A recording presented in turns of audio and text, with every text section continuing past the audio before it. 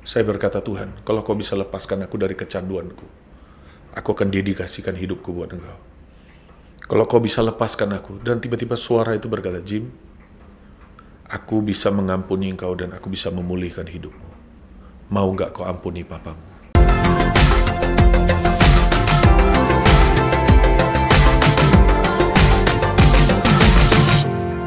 Pondok Cerita. Shalom sahabat cerita dimanapun Anda berada, senang sekali saya Gary Geraldo boleh kembali hadir di hadapan Anda. Dan pada malam hari ini kita kehadiran narasumber yang begitu istimewa, seorang gembala sidang tentunya. Mari kita sambut Pastor Jimmy Chandra Pillay. Oke, halo Pastor. Halo, Apa shalom kabar, semua. Pastor? Kabar baik, puji Luar Tuhan. biasa, semakin diberkati dapat lihat Kang. Oke Pastor, senang sekali Pastor boleh hadir di tempat ini, bisa memberkati kami semua. Dan Pastor, kan Gary sudah mengenal Pastor begitu lama, sejak Gary masih pelayanan, bahkan pernah ikut tari-tarian, arak-arakan. Nah Pastor, yang menjadi Gary pertanyaan, apakah Pastor ini memang asli dari Manado atau Bitung Pastor? Saya aslinya sebenarnya dari Medan, tapi saya memang orang India, tapi lahirnya di Medan. Orang India lahir di Medan. Eh, Orang tua dua-duanya India atau? Dua-duanya India. Wow, dua-duanya India. Berarti tahu bahasa India dong. Oh, enggak. Nanti ini semua menyanyi kuch-kuch patahe. Saya pikir Pastor tahu bahasa India. Enggak. Oh, berarti hanya casingnya. Casingnya. Tapi dalamnya Indonesia. Dalamnya Indonesia, sangat. Oke, luar biasa. Berarti asli orang India dan akhirnya dari lahir menjadi warga negara Indonesia tentunya. Oke, Pastor. Dan boleh tahu enggak kenapa sih akhirnya Pastor bisa ada di sini di Sulawesi Utara? Ya, sebenarnya itu sebenarnya Bitung ini enggak dalam kita punya keinginan dan kita bahkan tidak tahu ada Bitung. Oh. Tiba-tiba pas kita di Semarang, kita pelayanan dulu di rehab narkoba. Oke. Karena latar belakang saya adalah pecandu narkoba, ya. Saya waktu itu pernah diundang di Jepara. Nah kebetulan waktu itu istri saya itu dia sekolah Alkitab. Nah dia magangnya itu di Jepara. Nah di tempat yang undang saya itu. Nah disitulah saya kenal dia. Terakhir jadi istri saya. Dia sempat pelayanan juga di rehab narkoba. Nah tiba-tiba ada tawaran itu gitu loh dari sini, berkata mau nggak melayani di Bitung gitu. Waktu itu pelayanannya ditawarin, waktu sebelumnya saya ditawarin udah, karena waktu itu dia di Jepara, itu ada pengusaha kayu jati nomor 1 se-Indonesia. Nah dia udah tawarkan, dia punya gereja, punya apa segala macam, sound systemnya segala macam nomor 1. Mereka kalau mau undang artis, mereka baru rencana ini besok bisa ada gitu loh. Jadi sangat kaya sekali, bahkan dia sampai mobilnya sendiri dia nggak tahu gitu. Ada mobil pernah parkir, dia berkata, ini mobilnya siapa? Tolong geser. Orang bilang, Pak mobilnya Bapak. Sampai mobilnya nggak ingat. Iya, nggak ingat. Nah, menawarkan. Nah, kalau saya mau ikut prospek, saya akan terima sana. Kenapa? Pikirannya akan perpuluhannya aja berapa? Jujur. Betul Jujur. sekali. Tapi saya nggak mau. Saya belajar. Saya bukan mau melangkah karena itu, gitu loh. Saya bukan mau melangkah karena kesempatan, tapi apa yang Tuhan mau. Karena apa yang dari dunia itu kelihatannya pasti, tapi nggak pasti. Tapi apa yang daripada Tuhan kelihatannya tidak pasti, tapi itu pasti. Ada jaminan, ada perjanjian. Nah, situlah saya istri, tapi tiba-tiba istri tawarkan gitu loh. Ini ada tawaran di Bitung gitu loh, untuk mengembalain orang-orang pengungsian. Nah, hanya orang gila yang berkata melayani orang pengungsian itu bisa kaya. Oh, jadi memang tujuan kemari itu adalah melayani, yang pertama itu melayani pengungsi. Ya. Oke. Dulu bahkan kadang-kadang perpuluhannya pun ikan, perpuluhannya ini. Nah, tapi sekarang dalam saya berjalan, saya tahu tujuan Tuhan panggil saya ke tempat ini buat apa. Sekarang saya tahu. Nah, oke, berarti pastor ke sini karena memang diutus untuk pelayanan di Sulawesi Utara, khususnya di Kota Bitung. Iya. Oke, nah pastor kan dari Medan akhirnya ke Semarang. Iya. Nah, pastor, kenapa akhirnya pastor itu memilih untuk menjadi pelayan Tuhan? Kan tadi di Medan. Iya. Bagaimana jalan ceritanya akhirnya sampai ke Semarang? Dan tadi juga pastor sempat sentil, ternyata pastor pecandu narkoba ya. Candu narkoba. Nah, mungkin bisa share supaya menjadi pembelajaran bagi Iya. kita. Jadi gini, dulu saya lahir dari keluarga baik-baik awalnya gitu loh. Saya dari keluarga baik-baik sampai satu ketika waktu itu saya sebenarnya orang yang waktu dulu kepahitan dengan papa saya gitu loh. Saya kepahitan. Nah, saya di sini bukan mau jelekkan orang tua saya, bukan mau jelekkan papa saya. Papa saya, mama saya udah meninggal, tapi saya bersyukur sebelum mereka meninggal ada kesaksian yang luar biasa. Mereka mengalami Tuhan gitu loh. Nah, papa saya itu sering kali, saya kan ini 3 bersaudara. Saya 3 bersaudara, jadi saya anak laki-laki di tengah. Jadi kakak saya perempuan, adik saya perempuan gitu loh. Nah, biasa namanya anak-anak sering ribut ya, berkelahi lah, apalah karena hal-hal kecil ya, lagi ribut seperti itu. Nah, papa saya sering kali ada sebuah perkataan, dia berkata begini, sering bahkan di depan orang, di depan teman saya, sering kali papa saya bilang gini, dasar kamu bencong, beraninya cuman sama perempuan. Nah, perkataan itu, apalagi jadinya teman-teman saya itu pada gangguin saya. Wah, bencong. Beraninya cuma sama perempuan, penakut. Nah, jadinya saya itu pingin membuktikan bahwa saya tidak seperti itu. Alhasil apa? Saya jadi nakal. Oh, karena perkataan itu jadi Perkataan itu juga, dan juga waktu dulu papa saya itu, sorry saya harus ngomong, papa saya itu punya perempuan lain. Saya waktu kecil, saya pernah dibawa jalan sama papa saya sama perempuan ini, dan saya nggak tahu itu perempuan itu ternyata orang lain gitu loh. Saya nggak tahu gitu loh. Saya pikir ini seperti ini. Nah, itu membentuk suatu hal, saya tuh benci. Orang yang pernah saya berkata saya akan bunuh itu papa saya sendiri. Nah, jadi saya alhasil apa? Saya jadinya anak tertolak. Saya karena apa? Saya jadinya karena gambar diri saya ini, saya jadinya anak tertolak. Nah, pada dasarnya karena anak tertolak, saya akan lakukan apapun supaya saya bisa diterima di lingkungan. Nah, di waktu saya masih di SMP, itu ada sekelompok anak-anak yang mereka nakal gitu loh. Nah, saya bergaul dengan mereka. Alkitab berkata, pergaulan buruk merusak kebiasaan yang baik. Nah, saya mulai kenal yang namanya ganja. Mulai kenal yang namanya koplo, mulai kenal yang namanya minuman keras. Sampai pada saat SMA, saya tuh tinggal kelas. Oke, berarti itu dari SMP ya? Iya. Nah, saya pakai. Nah, kebetulan papa saya waktu itu diangkat jadi direktur satu perusahaan asing di Cilegon. Nah, saya tinggal kelas.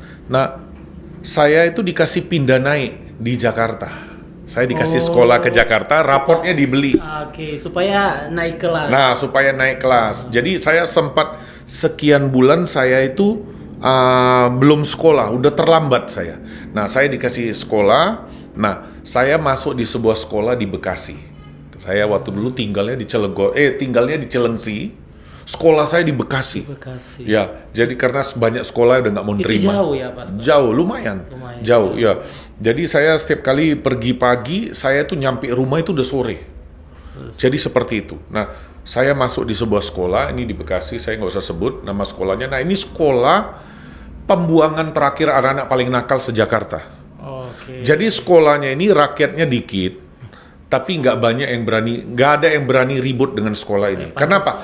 Penjahatnya mereka, bahkan mereka sekolah-sekolah paling jahat. Penjahatnya itu sekolah di tempat saya. Ya. Jadi ini pembuangan terakhir, titik terendah. Pantasan bisa naik ya, bisa Iya. upgrade. Gitu. Jadi makanya masuk ke sana gitu lah. Nah, disitulah saya mulai kenal yang namanya putau. Putau itu adalah heroin. Cara pakainya dengan cara diinjek atau caranya di drag. Nah, waktu itu putau belum begitu banyak orang tahu, saya sudah pakai gitu loh. Nah, sebagai anak karena sama-sama dengan bapak, sama-sama di Pulau Jawa, saya kunjung ke tempat bapak saya di Cilegon. Saya kunjungin, nah kesalahan yang waktu dulu pernah bapak saya buat, dia ulangi lagi. Karena dia diangkat jadi direktur, dia sering jalan sama sekretarisnya.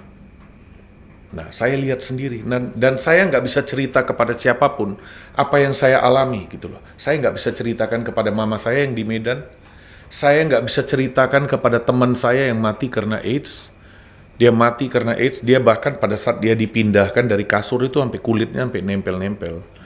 Dia lakukan apa, saya lakukan yang sama. Kenapa saya masih bisa hidup? Karena itu saya sadar itu anugerah. Ya, kemurahan Tuhan. Nah, jadinya saya nggak bisa cerita ke siapapun. Orang-orang berkata itu siapanya papa kamu. Saya nggak bisa cerita. Saya nggak bisa cerita kepada mama saya. Saya nggak mau mama saya tambah beban.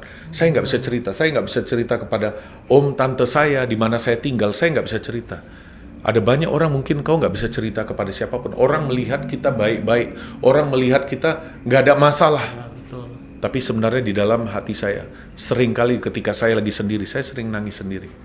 Saya berkata mau dibawa kemana, ujungnya kemana ini? Saya nggak punya pengharapan. Nah, alhasil apa? Saya selesai sekolah saya. Nah, papa saya itu kirim saya balik ke Medan.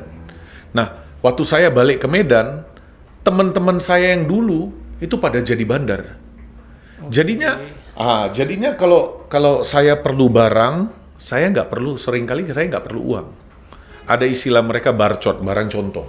Oh, Jadi tester. tester. Jadi kalau mati saya duluan mati gitu loh.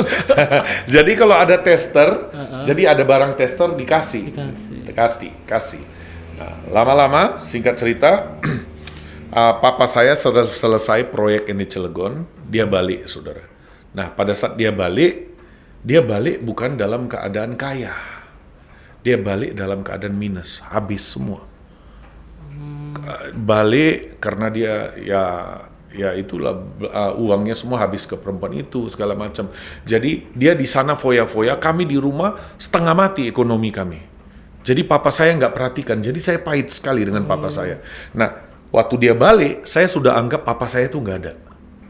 Nah, waktu dia balik, saya benci sekali dengan papa saya. Sampai satu ketika saya pernah bilang mama saya, "Ma, saya nggak bisa tinggal satu rumah dengan papa." Oh, sampai seperti itu. Saya bilang gini, Mama, jadi gini, papa saya benci saya benci papa saya.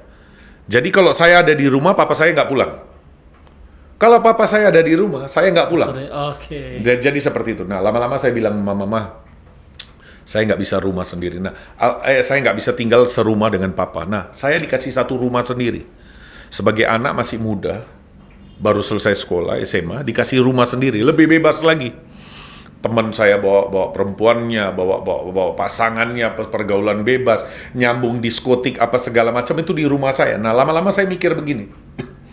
Daripada mereka beli barang di luar, makainya di tempat saya. Bagus mereka beli di tempat saya, makainya di tempat saya. Jadi ada pasien tetap. Nah, kalau orang pecandu narkoba apa aja dia lihat uang gitu loh. Bahkan ada teman saya pacarnya itu dijual demi dia dapat uang. Nah, alhasil apa saya jadi bandar, saya pikir saya bisa putar uangnya.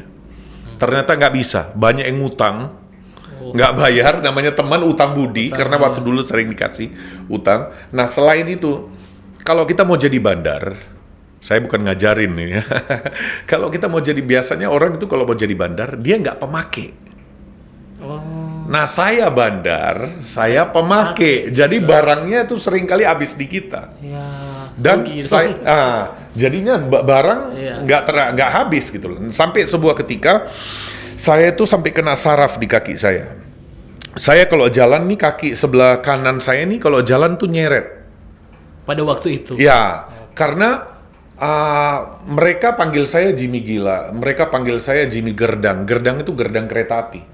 Karena berapa aja ditarik, gitu loh. Nah, itu saya itu sampai sebuah titik, saya pakai berapa banyak pun, saya tuh nggak kerasa.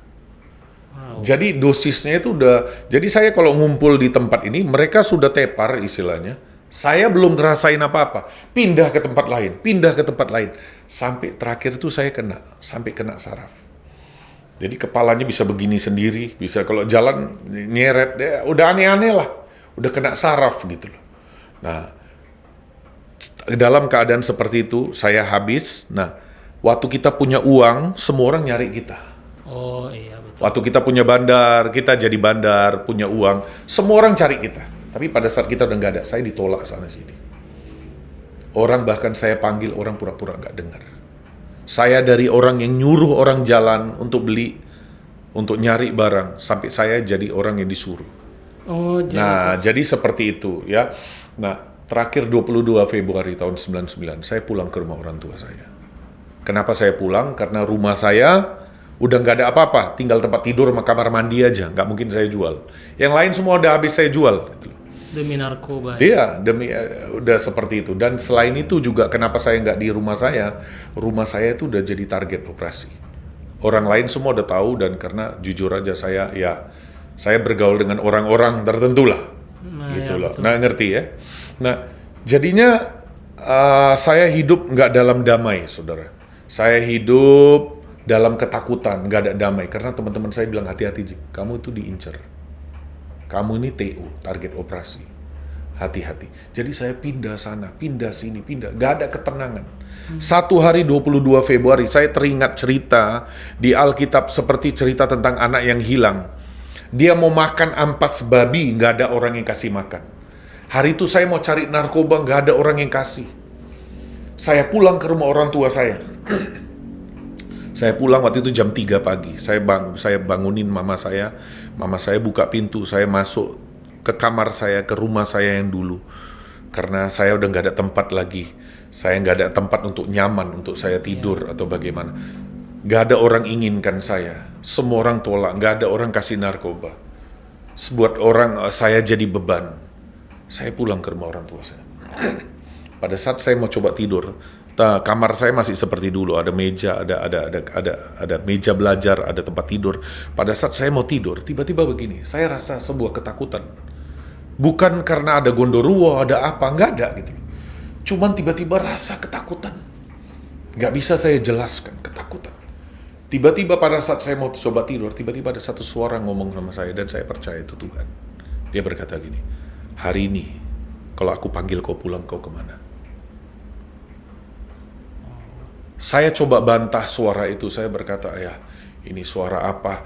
Ya, besok masih bisa begini, besok masih bisa begitu. Sementara saya ngomong, suara itu potong, dan saya tahu itu ada pribadi kedua. Dia berkata gini, yang tentukan kamu masih bisa hidup besok, kamu atau aku. Ada di antara kita yang tahu 1 jam lagi akan jadi apa? Nggak ada. Ada yang tahu besok akan terjadi apa? Nggak ada. Dan hari itu tiba-tiba ada sesuatu yang pecah di otak saya. Saya sadar, saya pasti ke neraka. Nggak mungkin orang seperti saya. Saya dibesarkan dari keluarga Kristen. Bahkan kakek saya itu pendiri gereja gitu loh. Tapi nggak menjamin saya menjadi seorang Kristen gitu loh. Karena apa? Kekristenan itu bukan agama.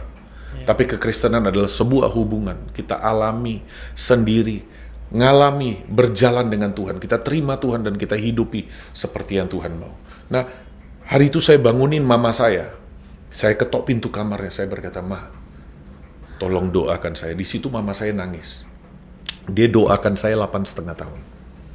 Anaknya nggak jadi semakin baik, semakin hancur, bahkan membawa aib dalam keluarga. Setiap kali kalau mereka cerita soal saya, nggak ada suatu hal yang baik. Seperti Tuhan Yesus bilang, mungkinkah ada yang baik dari Nazaret? Nggak ada yang baik yang bisa diangkat tentang saya. Dan hari itu mama saya nangis. Mama saya tabur doa 8,5 tahun. Berarti orang tua tahu ya, keadaan narkoba orang tua tahu. Tahu. Saya bahkan bawa sorry to say, saya bawa perempuan apa segala macam. Tahu, memalukan keluarga gitu loh. Jadi memalukan lah. Apa yang tentang saya itu nggak ada ya suatu hal yang bisa dibanggakan gitu. Nah, hari itu mama saya nangis, mama saya doakan saya, undang Tuhan masuk dalam hidup saya, dalam hati saya. Tapi saya rasakan ini. Pada saat mama saya doakan, undang Tuhan, saya rasa kalau saudara tahu ya, seperti balon. Kalau Gary tahu, seperti balon ya. Balon itu sudah dipompa, dia sudah sampai puncak, tapi dia belum bisa meledak, belum bisa bebas. Nangkap ya? Masih ada suatu yang menghalangi. Nah, saya rasa seperti itu. Seperti ada suatu sukacita yang mau meledak, tapi dia terhalang. Nah, saya masuk kamar saya, ini yang saya buat. Saya kunci kamar saya. Saya tempatkan diri saya sebagai orang berdosa. Saya berlutut, saya berkata gini, Tuhan, Kau berikan aku hidup cuman sekali. Alkitab berkata manusia ditentukan hidup cuman sekali. Sudah itu dia dipanggil pulang. Untuk mempertanggungjawabkan apa yang dia lakukan dalam hidupnya. Saya berkata, Tuhan, kau berikan aku hidup sekali. Tapi dalam hidup sekali yang kau berikan, aku nggak ada memuliakan engkau. Saya berkata, Tuhan, kalau kau bisa lepaskan aku dari kecanduanku, aku akan dedikasikan hidupku buat engkau. Kalau kau bisa lepaskan aku. Dan tiba-tiba suara itu berkata, Jim, aku bisa mengampuni engkau dan aku bisa memulihkan hidupmu. Mau nggak kau ampuni papamu? Wow. Saya berkata, Tuhan, saya percaya dosaku kepada engkau lebih besar daripada dosa papa saya kepada saya. Kalau dosa saya yang begini besar bisa kau ampuni, saya mau ampuni papa. Doa yang simple, tapi itu keluar daripada sebuah hati yang jujur, yang desperate. Saya cuma berdoa seperti ini, gak ada orang yang tuntun saya doa. Saya juga bukan orang yang pintar berkata-kata karena saya pecandu narkoba. Saya cuma tahu saya itu orang berdosa, saya tempatkan diri saya di bawah. Saya berlutut. Di depan saya seperti ada orang dan saya gak berani lihat. Karena semuanya seperti dosa saya terbongkar. Saya rasa saya najis. Saya rasa saya kotor, saya rasa saya nggak layak. Saya berlutut dan saya cuma berkata, Tuhan, ampuni aku. Aku ampuni papa. Tiba-tiba saya nangis kayak anak kecil. Saya nangis, saya dilawat Tuhan di kamar itu. Gak ada orang doakan saya. Saya nangis. Tapi saya rasakan pada saat saya nangis itu, ada seperti suatu yang lepas, tapi ada suatu yang penuhi saya. Ada suatu yang lepas, seperti penuhi saya. Dan saya baru tahu ternyata selama ini ada beban di dada saya. Hari itu seperti lepas. Seperti saya bisa bernapas lega. Itu yang Alkitab berkata, damai yang aku berikan tidak dapat dunia berikan. Dan dunia nggak bisa mengerti. Damainya itu bisa seperti bisa dihirup dengan hidung. Wow. Seperti saya tahu hari itu saya bisa hirup hidup yang baru.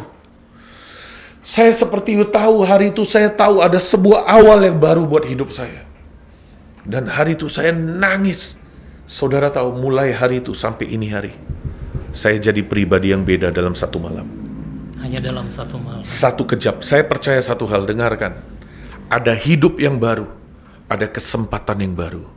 Ketika kau bertemu dengan Tuhan. Ada awal yang baru. Mulai hari itu sampai sekarang. Sekarang yang paling ajaib adalah hubungan papa mama saya dipulihkan.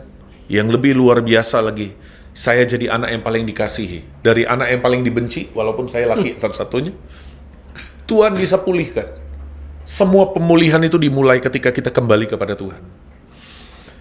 Papa saya jadi mengasihi saya. Dan itu dia, sampai saya itu jadi anak yang paling disayang. Dan itulah yang buat saya sampai sekarang saya melayani Tuhan. Karena apa? Saya merasa berutang kepada Tuhan. Ya. Alkitab berkata, ada dua orang diampuni. Yang satu berutang banyak, yang satu berutang dikit. Yang mana paling ngucap syukur? Yang berutang banyak. Yang berutang banyak. Pertanyaannya, bisa nggak kita melihat diri kita sebagai orang yang berutang banyak? Dosa yang paling besar, itu bukan ketika orang pakai narkoba. Dosa yang paling besar, bukan ketika orang berzina. No. Hukum yang terutama dan yang paling terutama adalah kasihi Tuhan Allah kita dengan segenap hati kita. Detik sebenarnya hidup kita tidak mengasihi Tuhan, kita bersalah kepada hukum yang pertama dan yang terutama. Itu dosa paling besar. Bisa nggak kita melihat sebenarnya ada seringkali ada dosa yang begitu besar, seringkali Tuhan sudah ampuni. Kalau kita bisa melihat kita orang yang terima pengampunan, kita akan lebih banyak berbuat kasih. Wow, luar biasa. Oke, dan Pastor, ini luar biasa sekali karena Pastor ini langsung loh, maksudnya tidak ada orang yang datang dan bilang bertobat dan lain sebagainya, tapi lewat Tuhan sendiri, suara Tuhan yang berbicara kepada Pastor. Nah, dan waktu tahun 2009 kan adiknya Pastor sempat ada di sini. Dia sempat bilang waktu dia melihat Pastor bertobat, paling tidak hanya 1 bulan saja. Kita tunggu, bahkan pasti hanya sementara. Nah, Pastor, bagaimana pandangan orang? Adik saja sampai bilang seperti itu. Kan orang-orang yang nakal sekali berubah kan pasti diremehkan. Iya. Nah, bagaimana tanggapan orang-orang di sekitar dan cara Pastor menyikapinya waktu itu? Saya nggak tahu ya, detik saya lahir baru, saya punya pandangan yang baru. Gitu loh. Tiba-tiba saya lihat semuanya itu totally new.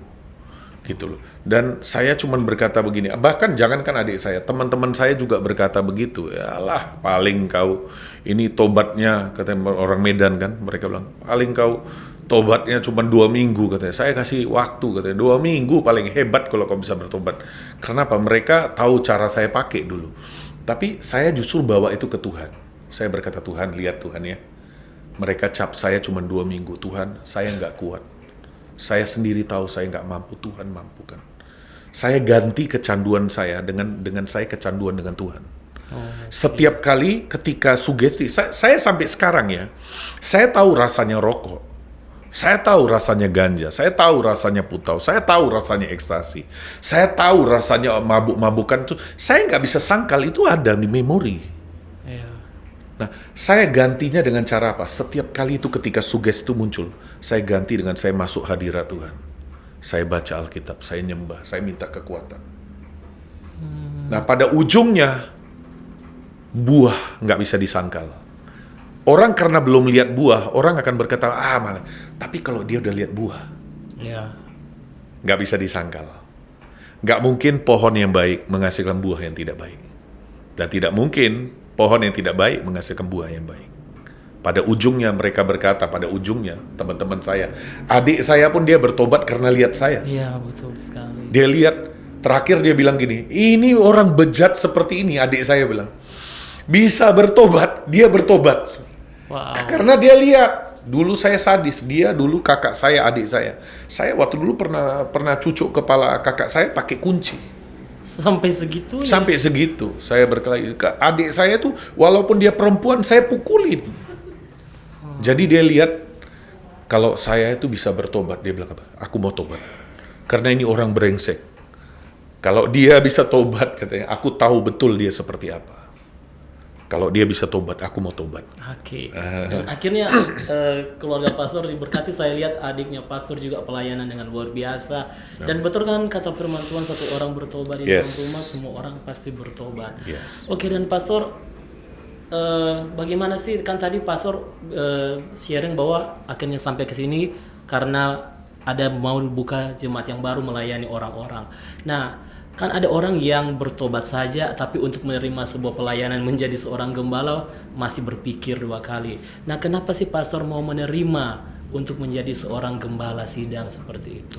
Ya, kalau saya mau jadi pemimpin, saya mau jadi gembala, saya mau gembalain orang. Karena apa? Itulah kesempatan kita mewarnai orang. Nah, kalau kita jadi orang bawah, kita sulit untuk mewarnai. Gitu. Tapi kalau kita jadi pemimpin, kita itu istilahnya ya, kalau kita jadi gembala, kita bukan mancing, kita jalah. Oke, ya betul sekali. Kita jalah, gitu loh. Sekarang kan musimnya udah nggak mancing lagi. Iya toh, mancing sedikit. Iya betul. Tapi kalau kita bisa jadi pemimpin, kita punya kesempatan mewarnai banyak orang. Nah itu yang buat saya, Tuhan, saya udah terlalu banyak habisin waktu buat hidup saya. Banyak jiwa udah saya rusakkan. Sekarang saatnya saya bertobat. Saya ganti apa yang dulu saya buat. Saya bawa ribuan orang, bahkan jutaan orang bila perlu datang buat Tuhan. Oke, jadi lebih kapasitasnya jauh lebih besar. yang bisa diambil. Nah, luar biasa sekali karena saya mendengar kesaksian seperti ini dari 2 orang. Bahkan ada yang bilang dulunya sampah masyarakat, akhirnya dipakai dan dibarui, dan dipakai sampai teman-temannya heran sendiri seperti itu. Terus kalau teman-temannya pastor gimana, pastor? Saya itu sampai teman-teman saya kan nggak percaya karena mereka sampai bilang, men, hidup lu dulu hardcore banget katanya. Sampai lu bisa bertobat. Saya pernah diundang teman-teman saya sampai mereka bayar tiket buat saya berangkat ke Singapura karena mereka banyak di Singapura, Medan, Batam. Mereka bikin kita bertemu di Singapura deh. Mereka bayarin hanya buat lihat kesaksian saya karena mereka lihat waktu dulu mereka nggak percaya saya bisa bertobat karena saking nakalnya. Jadi sampai sekarang mereka, berapa tahun yang lalu saya ke sana, mereka sampai buat status luar biasa hamba Tuhan, sangat memberkati. Karena apa? Kami lihat mereka tahu hidup saya dulu seperti apa. Sampai ada teman saya yang undang saya itu bahkan yang bayar dari agama lain. Oke, temannya pastor ya. Sampai dia minta didoakan gitu loh. Dia berkata, bro doakan aku katanya. Aku lihat hidupmu berubah katanya. Pasti doa kau kan orang baik katanya. Orang pasti doamu didengar oleh Tuhan. Tolong doakan saya. Wow, sampai seperti luar biasa. Iya. Nah, pastor, kalau tadi kan pastor bilang salah satu cara ketika pastor mulai mau lagi untuk rokok dan lain sebagainya masuk dalam ajaran Tuhan. Nah, ada tidak lagi pastor strategi-strategi untuk supaya kita tidak kembali? Karena kebanyakan orang itu hanya sementara seperti itu. Bagaimana caranya supaya kita benar-benar 100% hidup di jalan Tuhan seperti yang pastor jalani saat ini? Ya, pertama-tama kita harus tahu bahwa kita nggak kuat. Kita butuh Tuhan. Di luar Dia kita tidak dapat berbuah. Itu kita harus tahu. Tidak ada satu orang pun sebenarnya siapapun itu, dia kuat dan kebal terhadap dosa. Tidak ada. Nah, dengan kita nempel dengan Tuhan, dengan kita semakin sadar kita butuh. Makanya Tuhan berkata apa? Bukan orang yang sehat yang memerlukan tabib, tapi orang yang sakit yang memerlukan tabib. Sebenarnya dengan kata lain, sebenarnya Tuhan mau berkata begini, lu sekalipun semuanya lu, sekalipun secara fisik lu kelihatannya sehat. Sebenarnya kita semua sakit jiwa semua. Sakit jiwa. Ada sakit-sakit, ada tertentu. Nah, seberapa kita menyadari kesakitan kita, sejauh itulah dia dapat menyembuhkan. Pertanyaannya, kita sadar nggak kita perlu juru selamat? Kita sadar nggak? Itu pertama, kita perlu hubungan dengan Tuhan. Percayalah satu hal, bahwa Alkitab berkata gini, tidak pernah aku menyuruh keturunan Yakub mencari aku dengan sia-sia. Tidak pernah sia-sia. Cari Tuhan itu sangat-sangat menentukan. Contoh, remote. Remote ini kelihatannya dia nggak ada sangkut paut dengan TV, contoh. Iya. Tapi ternyata nasib TV itu digantung oleh remote ini. Tergantung remote. Mau tinggi, mau rendah, mau warnanya biru, mau pakai suaranya HD atau enggak, pakai Dolby stereo atau enggak, itu dari sini. Dari remote. Jadi Tuhan ini sangat-sangat menentukan segala aspek dalam hidup kita. Coba lihat di Alkitab, pada saat raja ini bicara soal kerajaan, bukan bicara suatu hal yang rohani. Tapi Alkitab berkata, ketika raja ini mencari, Tuhan buat kerajaan pemerintahnya berhasil. Lihat. Nah, itu yang pertama. Kita harus sadar satu hal, kita perlu Tuhan. Di luar Dia, sebenarnya nggak ada yang pasti. Hanya satu kerajaan yang tidak tergoncangkan, yaitu di dalam Tuhan. Artinya kalau nggak dalam Tuhan, bisa sewaktu-waktu apapun can happen. Yang kedua adalah, bagaimana supaya kita bisa kuat, selain kita bangun manusia roh kita bangun hubungan dengan Tuhan, kita harus berada dalam sebuah covering. Kita harus tertanam di mana Tuhan mau kita tertanam. Kita harus submit di bawah sebuah tudung. Yang ketiga adalah kita harus berada dalam calling, dalam panggilan. Kita harus temukan panggilan. Saya percaya satu hal, namanya sebuah tubuh Tuhan.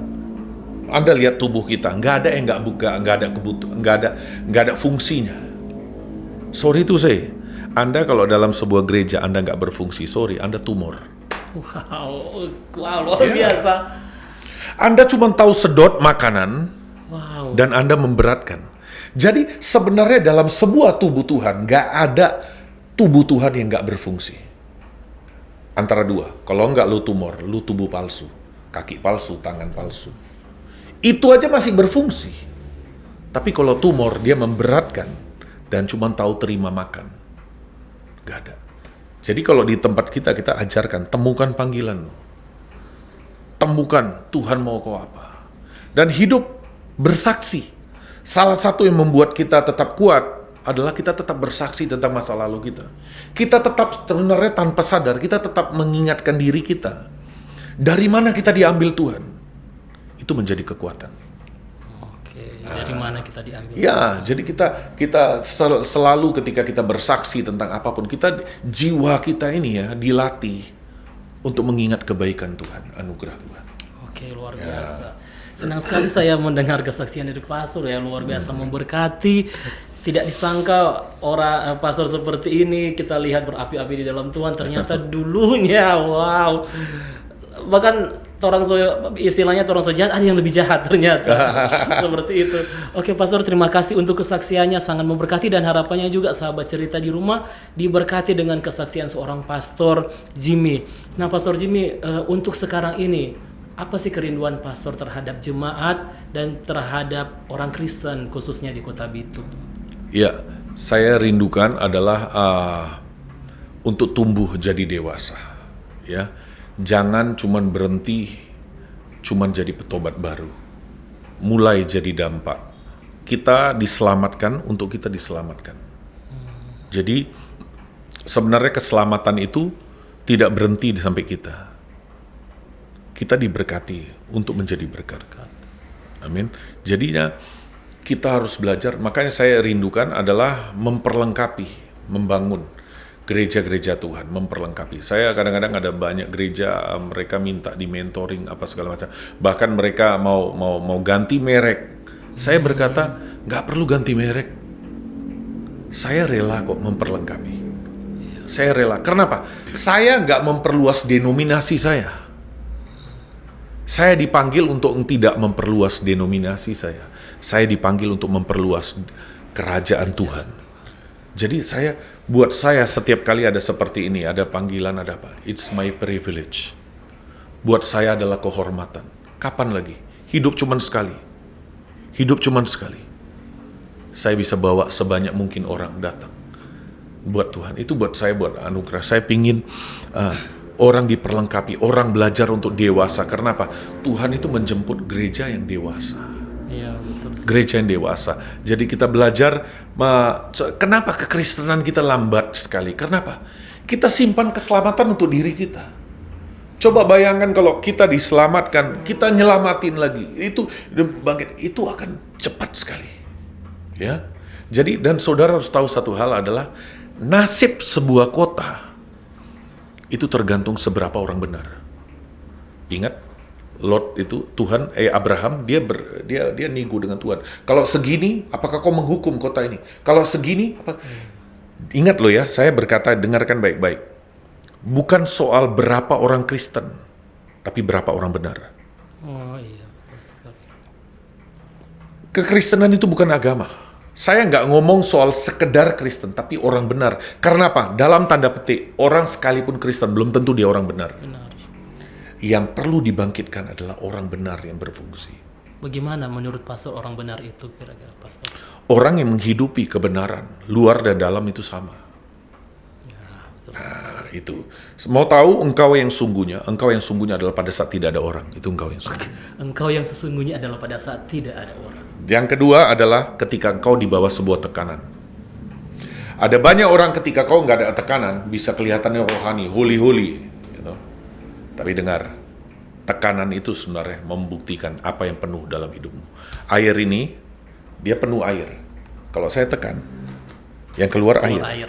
Sebenarnya dengarkan, tekanan itu cuman memunculkan siapa kita sungguhnya. Ada banyak orang, dia bisa tunduk. Ketika semuanya oke, itu bukan penundukan diri. Orang dunia juga bisa kalau begitu. Tapi bagaimana ketika engkau tidak sesuai dengan pemimpinmu, tapi hatimu tetap tunduk, taat. Itu baru namanya sebuah ketaatan. Wow, luar biasa sekali. Daging semua ini Bapak Ibu Saudara. Luar biasa. Ada teguran yang keras, bahkan ada motivasi. Senang sekali saya hari ini bisa mendengarkan secara langsung dari Pastor. Nah Pastor, kita akan segera mengakhiri sebuah ini. Rasanya ingin terus, tapi ya sudah semakin malam karena kita syuting malam pada hari ini. Dan Pastor, yang terakhir nih, apa sih pesan Pastor kepada sahabat cerita yang saat ini mungkin lagi terbelenggu, yang lagi hidup dalam dosa dan ingin keluar tapi tidak memiliki kekuatan? Yes, saya cuma mau berkata satu hal, Tuhan Yesus tetap merupakan jawaban. Ya, apapun keadaanmu, datang kepada Tuhan, tetap Dia solusi. Ketika Anda mengalami tekanan, Anda mengalami masalah, jangan menjauh kepada Tuhan, itu sebuah kebodohan. Lihat orang yang kerasukan setan digera, yang orang gerasa kerasukan. Logikanya, orang yang kerasukan setan gak mungkin mau mendatang dekat kepada Tuhan. Ya. Yo. Orang yang namanya babi aja, babi yang bukan manusia aja, nggak kuat nampung setan sampai bunuh diri. Artinya jiwanya itu kan menderita sekali. Ya, betul. Tapi dia seret dirinya mendekat kepada Tuhan. Justru masalahnya selesai. Petrus sudah gagal. Sepanjang hari dia tidak mendapatkan apa-apa, tapi bersyukur dia masih punya waktu. Dia buka kapalnya dia untuk Tuhan sampaikan firman. Dia dengar, justru terjadi pembalikan keadaan. Ya, betul. Hari ini dengarkan baik-baik. Tidak ada masalah yang terlalu sulit untuk Tuhan menjangkau. Tidak ada hidup yang tidak bisa dipulihkan. Tidak ada luka yang tidak bisa disembuhkan. Pertanyaannya, kamu mau nggak bawa itu kepada Tuhan? Datang. Yang saya tahu, yang saya alami, yang saya lihat dalam hidup saya, setiap orang yang datang kepada Tuhan tidak pernah hidupnya semakin buruk, tapi semakin naik. Oke, luar biasa. Terima kasih Pastor untuk hari ini. Yes. Saya diberkati, yang mau wawancarai Pastor diberkati, dan saya yakin juga kru-kru di sini diberkati. Bahkan sahabat cerita yang ada di rumah atau dimanapun mendengarkan podcast ini, saya rasa juga pasti diberkati. Amin. Oke, dan Pastor terima kasih sudah hadir Terima di kasih, sini. sama-sama. Salam buat keluarga. Tadi juga Amin. ada ibu yang ada di sini, Yes. dan Tuhan memberkati pelayanan Pastor. Amin, amin. Oke. Dan sahabat cerita, demikianlah podcast kita pada hari ini. Satu hal yang saya pelajari bahwa apapun keadaanmu, datanglah kepada Tuhan dan jadilah orang benar, bukan hanya sebagai Kristen saja. Yes. Dan terima kasih sahabat cerita sudah mendengarkan podcast kami pada hari ini. Dan bagi sahabat cerita yang butuh permohonan doa, bisa kirim di nomor yang ada di bawah sini. Dan akhirnya saya Gary dan Pastor Jimmy pamit dari hadapan Anda dan sampai ketemu di podcast selanjutnya. Tuhan Yesus memberkati.